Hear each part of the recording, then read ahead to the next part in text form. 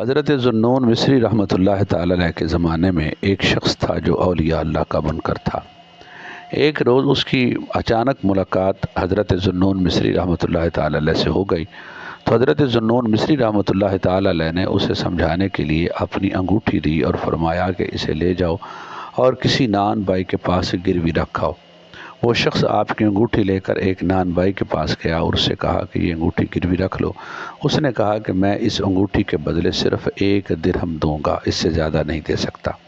وہ شخص واپس آیا اور حضرت ذوالنون مصری رحمۃ اللہ علیہ سے کہنے لگا کہ وہ شخص صرف 1 درہم دیتا ہے، اس سے زیادہ دینے کو تیار نہیں ہے۔ آپ نے فرمایا اچھا، اب اس انگوٹھی کو کسی صراف کے پاس لے جاؤ اور اس سے پوچھو کہ وہ اس کے کتنے پیسے دیتا ہے، کتنی رقم کے بدلے یہ اسے گروی رکھتا ہے۔ چنانچہ وہ پھر اس انگوٹھی کو لے کر ایک صراف کے پاس گیا۔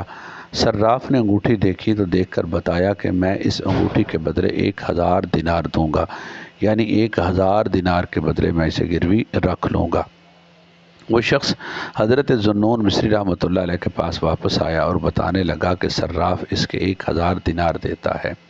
حضرت نے فرمایا بس یہی بات میں تمہیں سمجھانا چاہتا تھا کہ تمہارا علم اولیاء اللہ کے متعلق صرف اتنا ہی ہے جتنا علم اس نان بائی کا اس انگوٹھی کے متعلق تھا۔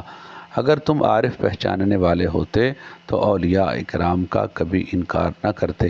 وہ شخص اس بات کو سمجھ گیا اور فوراً اپنی غلطی پر نادم ہوا اور آپ کے دست حق پرست پر تائب ہو گیا۔